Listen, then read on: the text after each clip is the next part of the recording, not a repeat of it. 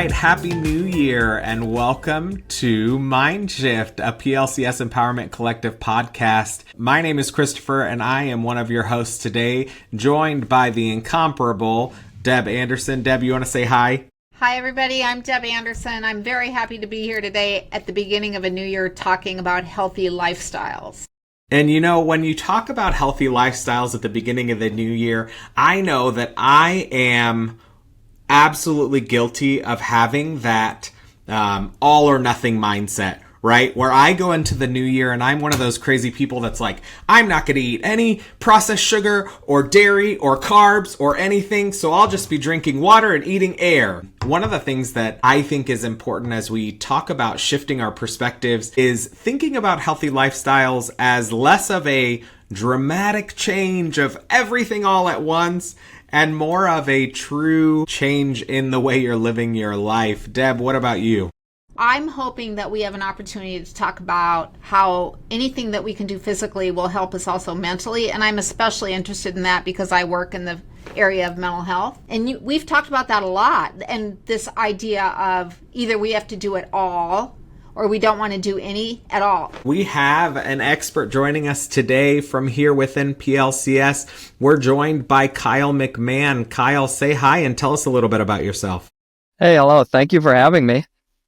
Well, I am in my 16th year teaching in Papillion. I am a K-6 elementary teacher. I've taught at Anderson Grove all 16 of those years, and I've bounced around as I've always worked in two buildings. I have a master's in physical education and a master's in curriculum and instruction. I'm imagining you have some students who really don't want to participate. They don't want to exercise, and other ones would probably find more joy in it. I'm trying to make it my PE classes as absolutely fun as I can. The whole goal is to have kids find joy in fitness and working with each other in PE. There's so many different correlations with how they work together with each other, learning and fitness, that I'm just trying to make it as fun, using their imaginations, and as enjoyable as they can. I would say the majority of my class, my students, when they come in, they're super excited. They're getting moving right away. So now how can I take that and how can I make that in what I do coaching? I'm trying to bring joy and fun into running and cross country and track. Well, you know, we create theme days. We go on scavenger hunts. We do all these team bonding and building things together. It's about creating a culture and having fun and pushing each other. It's all subconscious to them. Fitness, PE, that's fun. Activity and exercise, that's fun. That's the whole goal. You mentioned the word culture and creating that culture with your class, creating that culture with your team. So how can somebody that's maybe not as active start to facilitate that culture in their own family? Well, it's pretty simple. You could start by simply just walking and riding a bike. My children and I, we go out, we ride our bikes together. So we ride throughout the trail systems there into Fort Atkinson State Park, try to make fun stops maybe at the park. So maybe we'll stop at the park, or if it's the summer and it's warm, maybe at the splash pad, something that they can stop and they can have fun on that type of that outing. It's involving them and making that fun, and they're making that connection. And yeah, it doesn't have to be a run. We could be walking, taking your pet out and walking, going and doing something, a picnic, taking a picnic somewhere. We've done different little scavenger hunts around Fort Atkinson State Park with little GPS things and doing things like that. I don't know if this is what you were referring to or not, but I had a pretty solid phase maybe 10 or so years ago where I was all about geocaching. Yeah, I don't know if it's as popular anymore, but they had some stuff around that we went and kind of found some different things. So my kids had fun with that. So geocaching is, it's a GPS-based scavenger hunt where you can download the geocaching app and it will show you things that are hidden all around you, and there are clues and GPS assistance to help you find those things. And I'll say I personally have found just over 100 in the Omaha metro area. Just in the Omaha metro. They are everywhere, you guys. And it's crazy because they can be as small as the eraser that's on top of your pencil, or they can be really cool like tackle boxes and stuff like that. But It does get you out of the house in a low impact way. It gets you walking around and breathing some fresh air. Kyle, I'm wondering about, we hear so much about how kids are on social media all the time. Yeah. I wonder if you have to compete with that in any way to get kids out of the house or get kids active in school when they might prefer to be on a device? What are some of your tips? First of all, I think sometimes there's misconceptions about that, like that's a negative or a horrible or a bad thing, which it's not. It's about educating them, educating our kids, educating my athletes, things like that about how do we use this? How does this affect us in a positive way? How can we use it in a positive way? How can we control it and make it a healthy type of a habit?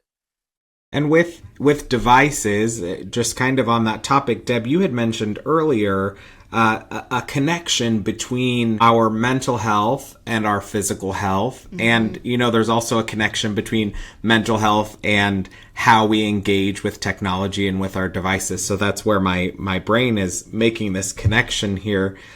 So I would love to hear the two of you actually talk about that connection between physical activity and our mental well-being and what that looks like. Okay, Kyle. All right. So this Talk is about brains. Talk about brain science. Social emotional health. We got to make sure that we are movers and active, and in school, that's great for their social emotional health, and they're to come in, get movement, and it doesn't even have to be overly vigorous movement. It can be easy walk, but that helps to release hormones, chemicals in the body, which help kind of regulate a lot of different parts of our emotions that are very important and critical for us to be able to thrive. They've done different tests. It's called the Naperville study, where in Naperville, Illinois, they were scoring way higher than anybody else on their ACT tests. And then all of their other tests were way higher than everybody else. And they're wondering, what is Naperville doing that's so much better than everybody else? Well, they started what was called a 0-hour PE. Their students were coming in before school. They were getting active. They were moving. And then they would go to their classes, and then they were able to be more focused. They were able to comprehend more information. And then they were scoring insanely high on a lot of their tests and different things like that they were doing in school. I just think any type of way we can find an ability for our kids or us, even as adults, to be able to move in the day is just so extremely important for our mental health and well-being. But also for our academic health. Yeah. Even our academic health. I mean, we really do need movement. One of the things Kyle and I were talking about before we started recording is that when kids get dysregulated, when any of us get dysregulated and our emotions are high, the worst thing you can do is try to talk to someone during that time. The best thing you can do is try to get that person moving. Go for a walk side by side, get some kind of yoga, martial arts, some kind of movement will help the brain regulate and will help release the hormones you were talking about, Kyle. It really makes a difference. I attended a seminar that you presented last year on that topic about kind of that emotional regulation piece. And so we have a resources section tied to every episode of our podcast that you can access on our website at plcschools.org/mindshift. And we have a recording of that seminar that Dr. Anderson here did for us last year. I'm going to go ahead and link that for you if you want to hear more about that regulation piece. And I'll go ahead and put in a link to geocaching as well in case you want to check that one out. Well, and Kyle, I wonder if you talk to me about a book that you've read that really gave you a lot of good information. Yeah. I'd like the listeners to hear about that book. Actually, I have it sitting here on my desk. It's called Spark. This is one of my favorite books. It's all about kind of what I was talking about, that kind of how basically our fitness and body and mind are all kind of connected a little bit. It's by Dr. Rattay. He's a professor at Harvard of psychology, and kind of the studies that he's done and the patients that he's had. And then basically he said that he prescribes fitness and exercise to his patients. A lot of times just getting people moving and active really kind of helps their emotional and mental well-being. If we see test scores are low in certain areas, we try to fit more time in for the day. What I've been trying to push and say is, we can't necessarily fit more in their brain in a day, but we can try to get them to try to retain more information. And how we get that is try to get them moving more, try to get them active more, so that way they're able to actually retain the information that we're giving them in a day. Have you ever noticed that if you've been working at your desk for a long time and your brain just can't think anymore, that getting up and going for a walk, especially if you can go outside and just not think about it, you can come back and you're so much more focused. And the things that you're struggling with, all of a sudden you know what you're supposed to do. It just brings clarity. My best ideas and things I come up with, like in school or coaching, always come on my runs when I'm running on my own and just by myself thinking of it. And that's why our brains start working better. Things like that, they come to us. We're able to be with our thoughts and think about those things. Yeah. I do that too. I do that during the workday. If I'm stuck and I'm just like, oh, I'm just having a challenging time, shout out to my team. I say, hey, I'm taking a lap.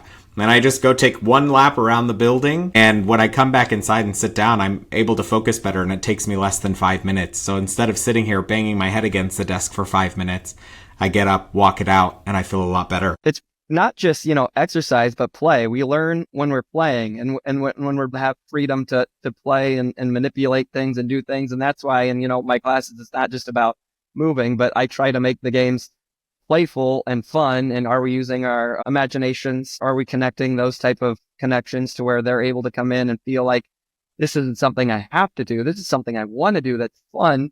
There's another book that I have too. That the actual title of the book is called Play.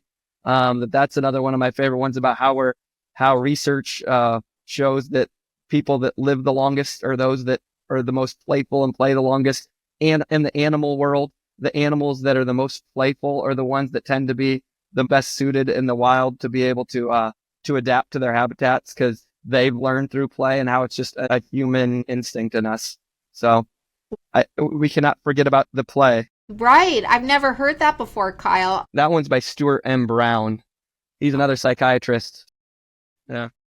Very cool. And we are coming close to the end of our time. So we've talked about, all sorts of things. So Kyle, before we sign off here, I want you to just give us one more message for families on health and wellness that you want students and families to hear. There's no right way for, a certain family to do things. It's going to be different for everyone else. And that's okay. Like, we need to fit it around our lifestyles and what works for us and for our families. I try to include my families, my kids, in making meals at home. And then I've noticed when they're involved with it, whatever we're eating, they like it way more because they've taken part of that. So make it work for you, make it work for your family. And I think it's not really important how it's done. It's just that we're trying to do it. I really appreciate you saying that, Kyle, because it's not cookie cutter. It's what works for a particular family. Yeah. And I just wanted to endorse that statement about having your kids cook with you, because I have a 4-year-old, and if I make his dinner, I can pretty much promise you that he is not going to eat it. But if I say, hey, come over here, make your dinner with me, and he does it with me, it could be the exact same thing. Yeah. But suddenly, it's appetizing. So I endorse that statement wholeheartedly. And Kyle, we really appreciate you joining us today to talk about healthy lifestyles. I think you've got some real great wisdom that we've shared with our listeners. So I appreciate you being here and having a discussion with Deb and I.